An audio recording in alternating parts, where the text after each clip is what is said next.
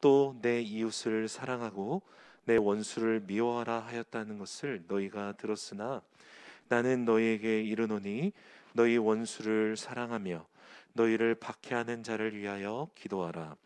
이같이 한즉 하늘에 계신 너희 아버지의 아들이 되리니 이는 하나님이 그 해를 악인과 석인에게 비추시며 비를 의로운 자와 불의한 자에게 내려주심이라. 너희가 너희를 사랑하는 자를 사랑하면 무슨 상이 있으리요 세리도 이와 같이 하느니라. 또 너희가 너희 형제에게만 무난하면 남보다 더하는 것이 무엇이냐? 이방인들도 이같이 아니하느냐? 그러므로 하늘에 계신 너희 아버지의 온전하심과 같이 너희도 온전하라. 아멘.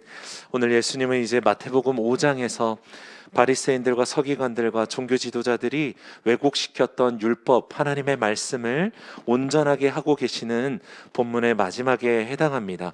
7장까지 산상수훈의 말씀으로 예수님께서 우리에게 진정으로 주님을 따르는 인생이 무엇인지를 가르쳐 주시는 말씀 가운데서 특별히 오늘은 사랑에 대해서 가르쳐 주고 계십니다. 이 사랑에 대한 율법의 포인트는 특별히 원수를 어떻게 대할 것인가, 이것에 대해서 그들이 왜곡했던 것들을 바로잡고 완전하게 하고 계십니다. 당시 종교 지도자들이 가르치던 율법은 이랬어요. 43절에 이렇게 가르쳤다라고 예수님 말씀하시죠. 내 이웃을 사랑하고 내 원수를 미워하라 라고 사람들은 하나님이 이렇게 말씀하셨다라고 알고 있었어요. 이 말씀은 성경에 있는 것 같은데 사실은 없는 말씀입니다. 이웃을 사랑하고 원수를 미워하라, 이 말씀이 성경에 없어요. 그 말은 하나님의 말씀인 것 같은데 하나님의 말씀과 다른 말씀을 지금 우리도 마치 하나님 말씀인 것처럼 믿고 있다는 거죠. 이 말씀의 원래 구절은 레위기 19장 17절 18절 말씀에서 예수님께서 그 사람들이 말했다라는 것을 알 수 있습니다. 이 말씀을 제가 읽겠습니다. 너는 내 형제를 마음으로 미워하지 말며 내 이웃을 반드시 견책하라. 그러면 내가 그에 대하여 죄를 담당하지 아니하리라. 원수를 갚지 말며 동포를 원망하지 말며 내 이웃 사랑하기를 내 자신과 같이 사랑하라. 나는 여호와이니라. 주님이 이렇게 말씀하셨어요. 이 말씀을 보면 바리새인들이 얼마나 하나님의 말씀을 의도적으로 지키기 쉽게, 자기들이 따라가기 쉽게 마음대로 변형시켰는지를 알 수 있어요. 그들은 어떻게 가르쳤습니까? 첫 번째, 원수를 미워하라라고 가르쳤다라는 것이죠. 그런데 오늘 레위기 29장 17, 18절 말씀을 보면 하나님이 뭐라고 말하냐면 원수를 미워하라는 말 자체가 없습니다. 18절에 형제와 이웃에 대해서 원수를 갚지 말라고 말씀하셨지 원수를 미워하라는 말 자체가 없으세요. 반드시 견책하라는 것은 그가 잘못된 행위에 대해서 너가 말해주고 알게 하되 그것에 대해서 복수하지 말고, 우리가 지난주 본문이었던 눈에는 눈으로, 어떤 동해 보복법으로 네가 그 사람의 복수를 갚지 말고 너가 견책하기만 하고 마음으로는 미워하지 말라. 주님은 이렇게 말씀하셨어요. 특히 레위기의 이 문맥을 보면 우리가 흔히 말하는 정말 악한 자, 사단의 권세 아래 있고 정말 우리를 죽이려고 덤비는 그런 원수의 의미로서 원수를 갚지 말라고 조차 말하지 않으셨다라는 것을 알 수 있습니다. 그런데 종교 지도자들이 이것을 어떻게 변질시켰냐면 내 원수를 미워하라 라고 가르쳤다는 거예요. 있지도 않은 말씀을 만들어버린 거예요. 특별히 원수라는 대상을 특정해도 된다라고 우리에게 말하고 있는 것입니다. 이게 얼마나 큰 죄악이었냐면 내 이웃이나 형제를 형제라고 할지라도 너를 힘들게 하고 너에게 악을 행했고 너의 마음을 불편하게 한 사람이 있다면 그 사람을 미워해도 된다라고 면죄부를 줘버린 것입니다. 종교 지도자들은 이웃을 원수로, 그리고 미워하지 말라고 했던 명령을 미워하라라고 변질시킨 거예요. 하나님의 사랑과 이웃 사랑이 똑같은 첫째 되는 계명이라고 주님이 말씀하셨는데 이들이 이 말씀을 완전히 정반대로 적용시켜버린 것입니다. 하나님이 그토록 하나 되기를 원하셨던 이스라엘 공동체가 서로를 미워해도 된다라고 승인해준 큰 죄를 범한 것입니다. 두 번째, 그들이 변질시킨 것은 내 이웃을 사랑하라 라고 가르쳤어요. 그런데 원래 하나님은 뭐라고 말씀하셨습니까? 내 이웃 사랑하기를 내 자신과 같이 사랑하라 라고 주님이 말씀하셨어요. 예수님이 세 계명을 주노니 말씀하신 게 아니라 이미 레위기 19장에 처음에 율법을 가르쳐 주실 때 주셨어요. 내 자신과 같이 내 이웃을 사랑하라. 무엇을 뺐습니까? 내 자신을 사랑하듯이 라는 이 사랑의 기준을 빼버린 거예요. 이 기준을 빼면 어떻게 되냐면 이웃 사랑을 해도 되고 안 해도 되는 선택권이 있는 계명으로, 너가 사랑할 만하면 사랑하고, 네 마음에 여유가 있고 네 물질이 풍족하고 대상도 그럴 만하면 그때 사랑해도 되는 정도의 명령으로 떨어뜨린 것입니다. 기준이 없어서 그런 것입니다. 그런데 여러분, 이 종교 지도자들이 이 변질시킨 가짜 진리들이 사실은 우리 안에서 그대로 작동하고 있다는 것을 알 수 있어요. 우리도 내가 사랑하고 싶은 만큼만 사랑하고 도와주고 싶을 때만 도와주는 것을 어려워하지 않습니다. 바리새인들이 왜곡시켰던 이 기준이 없는 사랑이 우리들조차도 하나님의 말씀이 그렇게 돼 있다라고 착각하고 있기 때문에 그런 것입니다. 원수를 미워하지 말라는 이 계명도 변질된 계명이 오히려 우리 안에 기준이 되어서 원수 갚을 사람을 미워하지 않는 것 정도로만 하면 하나님의 뜻대로 내가 살고 있다라고 생각하게 되는 것입니다. 그렇게 신앙생활을 하고 있는 것이죠. 왜 이런 모든 일들이 벌어지는 것이냐? 바리새인들이 변질시켰던 이 진리는 사람의 생각으로 만들어낸 것이기 때문에 그렇습니다. 우리가 하나님의 말씀을 볼 때 하나님의 말씀 그대로 지키기가 어렵고 마음에 부딪혀 올 때 그대로 따르지 않고 타협된 진리, 내 생각으로 만들어낸 진리, 내가 지킬 수 있는 만큼만 하나님의 말씀을 적용시키기 때문에 이렇게 돼버린 것이죠. 여러분, 나에게 좋고 내가 지킬만하고 편하고 이해할 수 있는 하나님의 말씀이라면 하나님의 뜻대로 우리가 따르고 있지 않을 수 있다는 것을 우리는 기억해야 합니다. 진짜 하나님의 말씀은 우리의 본성과 죄성을 거스려서 우리에게 순종하라고 우리를 괴롭히고 어렵게 하는 마음을 들게 하는 것이 오히려 맞다라는 것이죠. 오히려 크게 도전이 돼야 마땅하고 내 힘과 노력으로 따라가기 어려워서 하나님 앞에 고통해야 마땅한 것입니다. 그래서 우리는 성령님께 우리의 이 아픔을 고백하고 하나님의 도우심을 구할 수밖에 없는 애통하고 의에 줄이는 인생을 사는 것이 복된 인생이라고 주님은 마태복음 5장에서 계속해서 말씀해 주시는 거예요. 여러분, 우리는 내 생각과 내가 편한 하나님을 믿는 사람들이 아닙니다. 그리스도인은 오직 하나님의 말씀을 따라가는 사람이고 예수님이 가신 길을 따라가는 사람이라는 것을 우리가 다시 한번 기억했으면 좋겠어요. 오늘 주님께서 이제 가르쳐 주시는 진리대로 주님의 말씀이 우리들 가운데 들려지기를 원합니다. 우리 안에 계신 성령님께서 말씀해 주시고 우리의 내면 가운데 주님이 원하시는 뜻들이 들려지는 이 예배가 되기를 원합니다. 예수님은 이제 44절에 변질시켰던 이 말씀의 진짜 의미가 무엇인지, 우리에게 원하시는 게 무엇인지를 말씀해 주세요. 우리 44절 말씀을 다 함께 다시 한번 읽기를 원합니다. 44절입니다. 나는 너희에게 이르노니 너희 원수를 사랑하며 너희를 박해하는 자를 위하여 기도하라. 예수님 두 가지로 말씀하시죠. 원수를 사랑하라, 그리고 너희를 박해하는 자를 위하여 기도하라. 먼저 예수님이 말씀하시는 원수는 누구인가? 우리가 흔히 말한 아까 말했던 공공의 어떤 적, 어떤 사단의 권세 아래 있는 것들, 어떤 사단의 그 존재 자체를 원수라 이렇게 말씀하시는 것이 아닙니다. 여기서 말씀하시는 원수는 우리가 함께 살아가고 있는 생활 속에서, 관계 속에서 만나는 사람들, 우리들을 말하는 거예요. 형제와 자매들, 이웃들, 또 직장에서 우리가 일하는 곳에서 만나는 모든 사람들을 말씀하시는 거예요. 여러분, 정말 친했던 사람이 원수가 되는 것입니다. 어떻게 네가 나한테 이럴 수 있느냐라는 그 실망하는 마음이 순식간에 우리가 만나는 그 사람들 가운데 원수되게 하는 것이죠.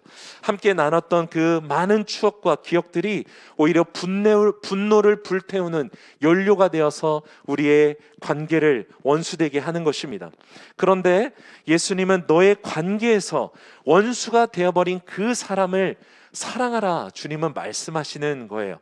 성경에서 사랑을 표현할 때 특별히 스토르게의 사랑, 에로스 사랑, 필리아 사랑, 아가페 사랑, 여러 가지 단어로 표현할 수 있는 이 사랑이란 단어의 종류가 여러 가지 있는데, 여기서 사랑하라는 헬라어는 예수님께서 아가페라는 단어를 직접 사용하시며 말씀하세요.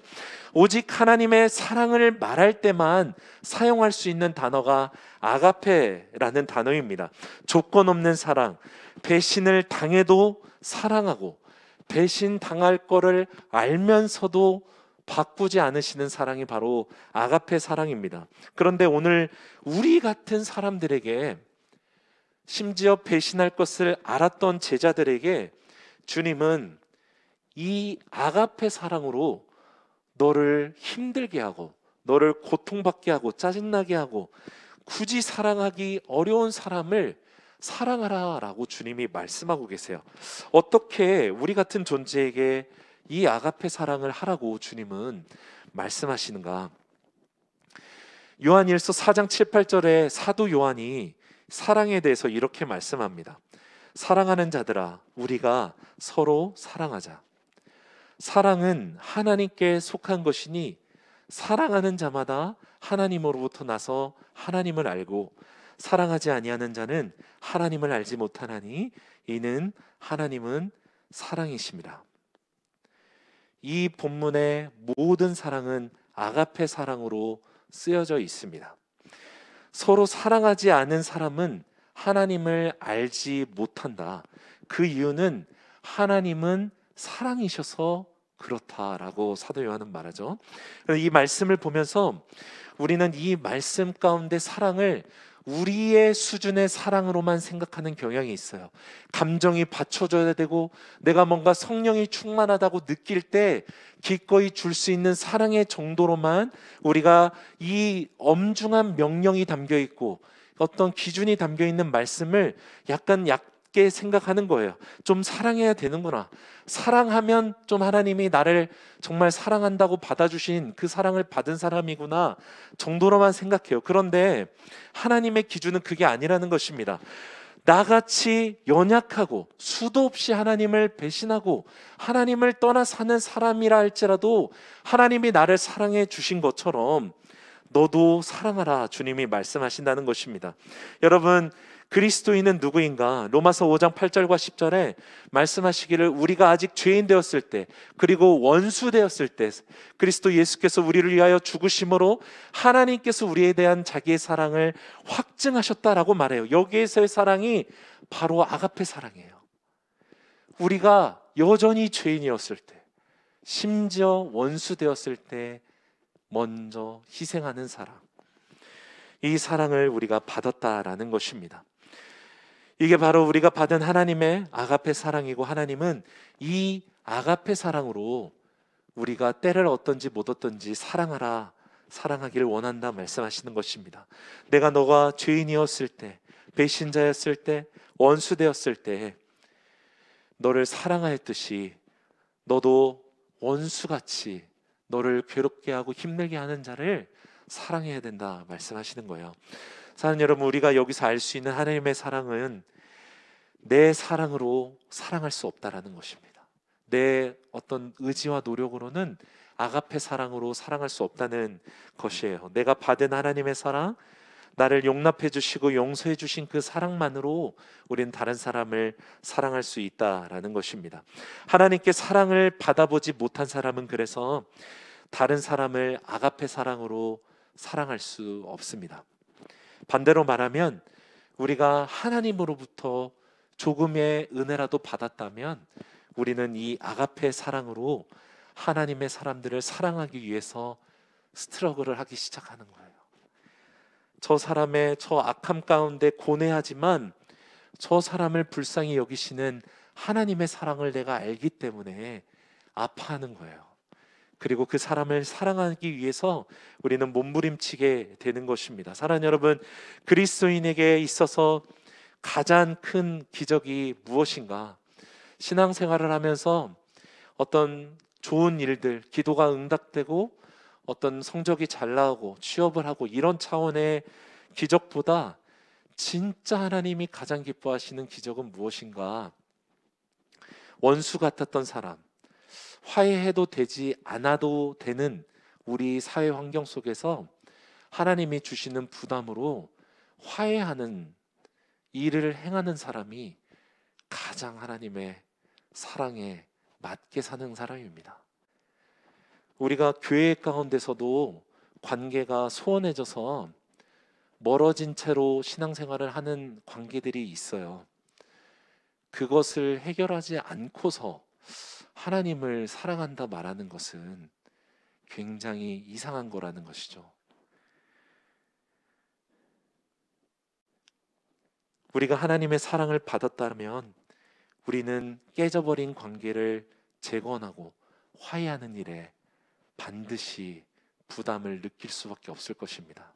하나님이 그렇게 하시는 분이시거든요. 로마서 5장 10절 말씀을 우리가 다시 한번 읽기 원하는데요, 함께 읽겠습니다. 곧 우리가 원수 되었을 때 그의 아들의 죽으심으로 말미암아 하나님과 화목하게 되었은즉. 우리가 하나님의 사랑을 받은 증거가 무엇이냐면 예수님으로 인해서 하나님과 내가 화목하게 되었던 그 경험 때문에 하나님의 사람과의 공동체의 관계 가운데 깨져버린 관계로 고통받는다는 거예요. 어떻게든 회복하기를 원한다는 것입니다. 아가페 사랑을 받은 사람은 원수된 자와 화목함을 경험하기 때문에 예수님이 둘로 나뉘었던 막힌 담을 허무신 것을 체험했기 때문에 기꺼이 자기가 죽어서 이 막혀버린 관계의 담을 허물기 원하는 마음을 갖는다라는 것입니다. 예수님께서 행하신 대로 성령님이 우리 안에서 그 말씀을 주시기 때문에 순종하는 거예요. 자존심과 명분과 내 마음에 고통이 있을지라도 이 일에 순종한다는 것입니다. 여러분, 그런데 이 측면에 하나의 순종이 있다면 또 우리가 살아가는 세상에는 나만의 어떤 순종과 헌신으로는 화해할 수 없는 불분명히 악한 사람들이 존재합니다. 공중권세 잡은 자인 사단의 종노릇 하여서 악하여서 사는 사람, 탐욕의 종이 된 사람, 돈과 명예의 종이 되어서 다른 사람을 밟고 일어나고 다른 사람의 피해를 아랑곳지 않고 살아가는 악인들이 존재합니다. 또 우리의 관계 가운데서도, 직장 관계에서도 굉장히 지독하고 악랄하게 우리를 어렵게 하는 사람들이 있어요. 예수님은 그 사람들을 향해서는 너희를 박해하는 자들을 위해서 기도하라 라고도 말씀하세요. 그냥 무조건 사랑하라고만 말씀하시는 게 아니라 그런 악한 자들, 너희를 박해하는 자들을 위해서 기도하라 말씀하세요. 여러분, 기도는 나의 탄식이 하나님께 올려드려지는 고귀한 고백인 것입니다. 기도하지 않는 사람의 탄식은 신세 한탄에서 끝나버려요. 하나님이 내 탄식을 들으신다라고 성경은 말하지만 그 탄식이 하나님 앞에서 하는 탄식이 아니면 신세 한탄에 불과해요. 끝나버리는 것입니다. 그러나 우리의 똑같은 탄식이라 할지라도 하나님께서 드리는 탄식은, 하나님 앞에 향하는 탄식은 하나님께 올려지는 향기로운 기도가 되고 향기가 된다는 것입니다. 하나님은 탄식하여 기도하는 자에게 하나님의 마음을 나누어 주시고 알려주시길 원하세요. 다윗의 시편을 보면 우리가 그것을 알 수 있어요. 다윗은 자기를 박해했던 원수들을 위해서 끊임없이 기도합니다. 처음에 자기를 예뻐해서 자기 곁에 두기 원해서 하프도 연주하게 하고 자기 아들과 정말 친하게 지내며 함께 밥을 먹였던 이 사울왕이 이제 질투하여서 자기를 집요하게 죽이려고 쥐를 잡듯이 코너에 몰아서 이 다윗 왕을 죽이려고 할 때마다 다윗은 기도했어요.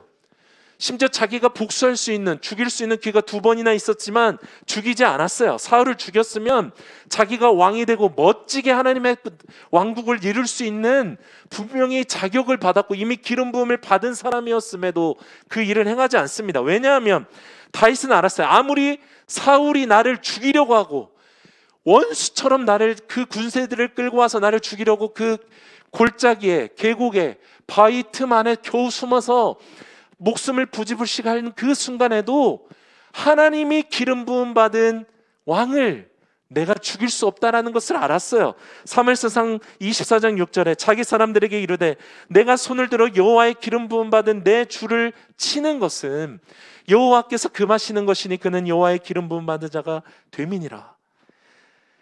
그러나 박해받았던 다윗의 기도는 고상한 기도는 아니었어요. 절규하는 기도, 부르짖는 기도, 제발 도와달라고 하나님께 울며 간구하는 기도였어요. 원수들의 뺨을 쳐주십시오. 하나님 다 보시고 아시지 않습니까? 나의 정직함을 아시지 않습니까? 왜 하나님 침묵하십니까? 간절히 하나님의 도움을 구하는 기도였어요. 사랑하는 여러분, 오늘 예수님 우리에게도 너희를 박해하는 자들을 위해서 기도하라고 할 때 이 기도는 절대 고상한 기도가 될 수 없어요. 우리를 정말로 괴롭게 하는 사람은 기도로 막 복수하는 것입니다. 하나님 그 인간 좀 어떻게 해달라고, 그렇게 기도하라는 거예요. 원수가 없는 것은 나에게 있으니 너는 나에게 말해, 나에게 맡겨. 주님 말씀하시는 거예요. 여러분, 하나님은 나를 알고 원수도 아세요. 이게 중요해요. 하나님은 내 억울함과 나의 고통도 아시고 원수의 악함과 악랄함과 양심으로 하나님이 그 죄를 알게 하시지만 죄를 택하는 그의 죄를 주님이 아세요. 그렇다면 그 악인에 대한 그 원수에 대한 심판에 대해서 가장 분노하는 분이 누구시냐는 것입니다. 하나님이세요. 나는 나의 고통으로 인하여 탄원하지만 하나님은 죄에 대하여 심판하시는 분이세요. 내 자녀가 억울한 일을 당하고 맞는다고 할 때 어느 부모가 참겠습니까? 당장 가서 어떻게 해버릴 거예요. 하나님의 마음이 바로 그런 것이에요. 우리 아버지시기 때문에 우리의 고통을 가볍게 여기시지 않으시는 분이신 것입니다. 내가 느끼는 고통보다, 내가 느끼는 수치와 치욕보다 주님은 친히 예수로 육체의 몸을 입고 이 땅에 오셨기에 우리의 고통을 다 아시고 우리의 환난당함을 다 아심으로 위로해 주시는 것입니다. 그런데 이 예수님이 원수에 대한 심판을 베드로전서 2장 23절에 오직 공의로 심판하신 이에게 부탁하셨다라고 말씀하셨어요. 내가 마음의 생각으로 행위로 심판하여 나도 하나님의 심판을 받지 않도록 주님은 심판은 주님께 맡겨드리고 사랑하는 일을, 기도하는 일을 택하셨다라는 것입니다. 여러분, 고통의 때에 기도하십시오. 핍박받을 때 기도하십시오. 도저히 견딜 수 없어 무너져 내리는 그때 하나님께 기도하십시오. 너희 염려를 다 주께 맡기라. 이는 그가 너희를 돌보심이라. 주님이 돌보시는 것을 경험하게 되실 거예요. 주님이 당신을 위로해 주실 것입니다. 알게 해주시고 그 고난의 시간을 지나 우리를 푸른 초장으로 인도하신 주님을 우리는 더 크게 찬양할 수 있게 될 것입니다. 그리고 마지막 날에 하나님께서 선인과 악인에게 계속해서 내려주셨던 해와 비가 그치는 그 심판의 날에 우리는 알게 될 거예요. 하나님이 공의로 심판하시는 그날 우리는 하나님을 찬양하게 될 것입니다. 예수님이 원수를 사랑하고 박해하는 자를 위해서 기도하라고 말씀하신 다음에 45절에 이렇게 말씀하세요. 45절, 이같이 한즉 하늘에 계신 너희 아버지의 아들이 되리니 이는 하나님이 그 해를 악인과 선인에게 비추시며 비를 의로운 자와 불의한 자에게 내려주심이라. 원수를 사랑할 때, 박해하는 자를 위해 기도할 때 우리는 하나님의 아들이 된다라는 것입니다. 마치 아브라함이 믿음이 있었고 믿음으로 행했지만 자기 아들 요셉을 바치라고 했을 때 정말로 바쳐서 죽이려고 할 때 하나님이 멈추라고 하고 네가 정말 믿음이 있다는 걸 내가 이제 알겠다라고 승인해 주시고 인정해 주셨던 것처럼 우리의 믿음이 언제 정말로 증명되냐면 원수 같은 자를 사랑할 때, 핍박받을 때 같이 핍박하고 저주하고 욕하는 게 아니라 그 사람을, 그 영혼을 불쌍히 여기는 마음으로 기도할 때 하나님이 네가 진짜 나를 믿는구나, 내가 널 정말 아들로 딸로 인정한다, 주님이 말씀해 주시는 거예요. 하나님이 인정하는 사람, 사람들이 하나님이라는 분을 인정할 수밖에 없이 살아가는 사람, 우리가 그 사람이 되길 원합니다. 노아에게 하나님이 인정해 주셨고 욥에게 대하여 온전하고 정직하여 하나님의 경외하여 죄에서 떠난 자라고 인정해 주셨던 것처럼 48절의 말씀대로 하나님의 온전하심과 같이 우리도 온전하게 되는 일에 우리를 복종하고 순종하게 되기를 원하는 것입니다. 오늘 이 말씀을 준비하는데 원수까지도 사랑하여서 하나님의 아가페 사랑이 정말로 드러났던 한 분이 생각났어요. 손양원 목사님이라는 분이세요. 이분은 원래 일본의 그 강제 정년기 당시에 신사를 참배하라는 일제 명령에 끝까지 신사를 참배하지 않고 하나님만을 예배하겠다 해서 주기철 목사님과 같은 믿음의 이 선진들과 함께 옥고를 치렀던, 정말로 믿음을 가졌던 목사님이셨어요.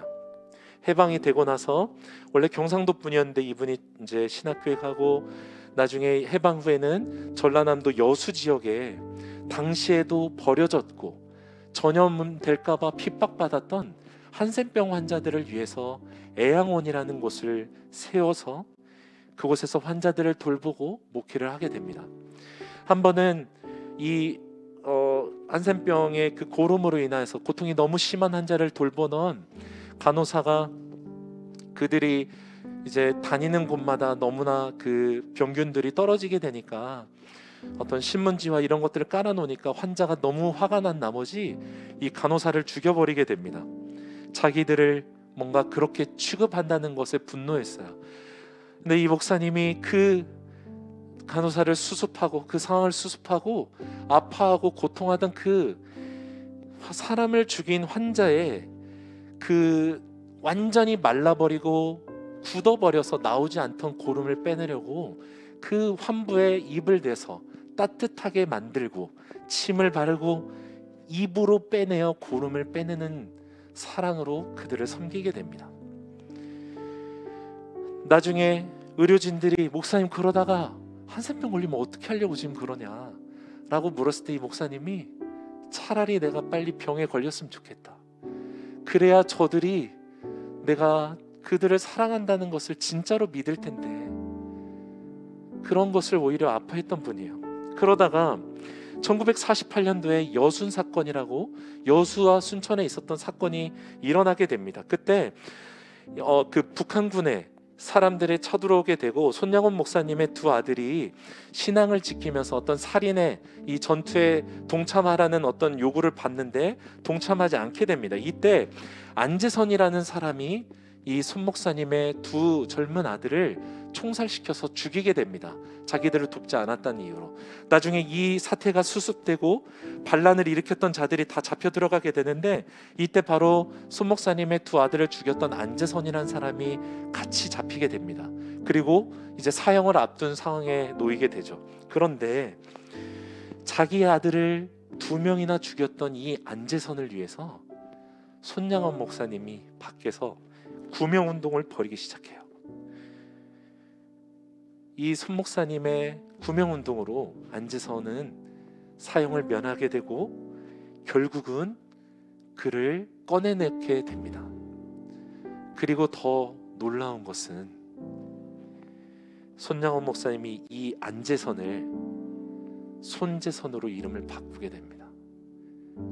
자기 두 아들을 죽였던 이 안재선을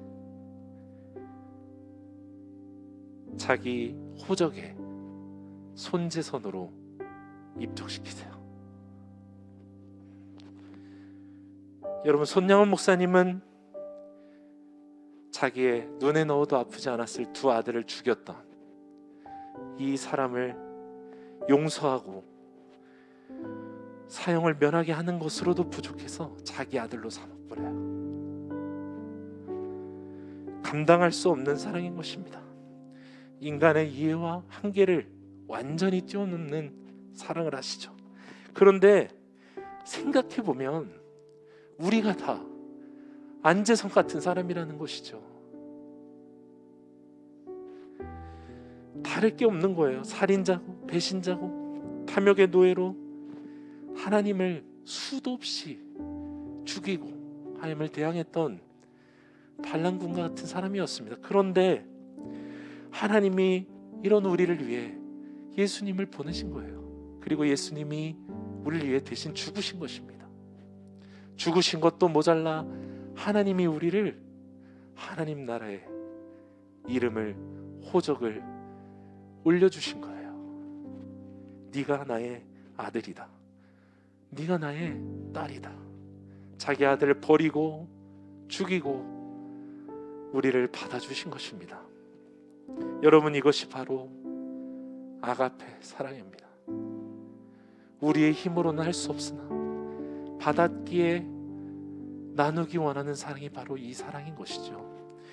사랑하는 여러분, 사단은 죽이란 말해요, 욕하라 말해요, 저주하라 말해요. 쉽습니다. 아무런 저항 없이 우리는 이 일들을 할 수 있어요. 그러나 하나님은 사랑하라 말하세요. 박해하는 자를 위해 기도하라 말하세요. 형중아, 네가 원수였다가 내가 너를 위해 대신 죽고 너를 살린 것처럼 너도 저 사람을 위해 대신 너를 죽이고 사랑해 주지 않겠느냐. 나는 저 사람도 구원하기 원한다.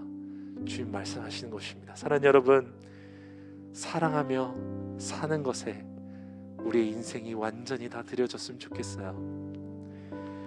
나 좋은 사람만 사랑하는 거 말고 가시같이 나를 찌르고 나를 죽이려 드는 원수 같은 자라 할지라도 하나님 때문에 사랑하고 그의 영혼을 불쌍히 여김으로 기도하는 우리가 되기 원합니다. 다른 이유가 없습니다. 하나님께서 우리가 원수였다가 화목케 해 주셨기에 우리도 사랑하는 것이죠. 여러분, 이 시간 말씀을 기억하며 함께 기도하기 원해요. 특별히 여러분 가운데 도저히 사랑할 수 없는 사람이 있다면, 나를 너무나 괴롭게 하는 사람이 있다면 하나님께 기도합시다. 주님, 도와주시옵소서. 나를 핍박하는 자로 인하여 나의 고통이 나를 짓누릅니다. 잠을 잘 수 없고 하나님, 식욕을 먹을 수가 없고 그 사람 생각만 해도 숨이 막힙니다. 주님, 도와주십시오. 하나님, 나를 박해하는 자를 위해서 내가 기도합니다. 내가 주님께 받은 아가페 사랑으로 나도 할 수만 있다면 사랑하게 주옵소서. 내가 할 수 없는 사랑, 내가 감히 가늠할 수도 없는 주님의 이 사랑하라는 명령 앞에 순종하기 원하는데, 하나님, 순종할 수 있도록 우리의 영혼을 만져 주시옵소서. 하나님의 사랑을 나누어 주옵소서. 하나님의 그 명령 앞에 우리가 엎드려 순종할 수 있도록 하나님, 우리에게 말씀하여 주시옵소서. 우리 주님의 이름을 부르고 함께 기도하며 나가겠습니다. 주여, 하나님, 오늘 우리에게 말씀하시는 이 엄중한 명령 앞에 사랑받았으니 사랑하기를 원합니다. 용서받았으니 용서할 수 있기를 원합니다. 용납함을 받았으니 용납하기를 원합니다. 하나님, 정죄가 싫고 판단이 싫고 비판이 싫고 미워하고 죽이는 것이 쉬운 이 세상 가운데서 사랑하라 말씀하시고 위하여 기도하라 말씀하시는 주님의 말씀을 듣습니다. 하나님, 사랑하게 하여 주옵소서.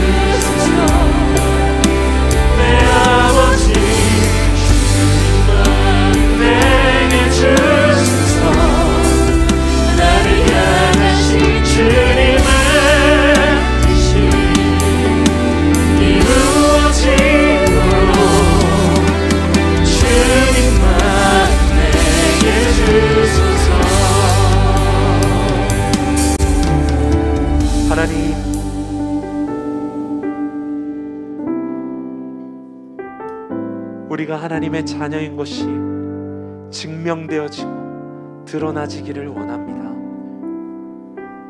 손양원 목사님처럼, 스데반처럼, 바울처럼 하나님 주님을 따랐던 모든 사람들이 순교하며 자기의 목숨을 앗아가던 사람을 위해 기도했듯이 아버지, 우리의 육신과 우리의 영혼을 파멸시키려 말하는 원수들을 불쌍히 여겨 기도할 수 있도록 도와주세요. 그래서 오직 주님만이 드러나기를 원합니다. 특별히 우리의 관계 가운데 우리를 너무나 어렵게 하는 사람을 위해서 기도합니다. 하나님, 도와주시옵소서. 하나님, 일하여 주시옵소서. 주여, 임재하여 주시옵소서.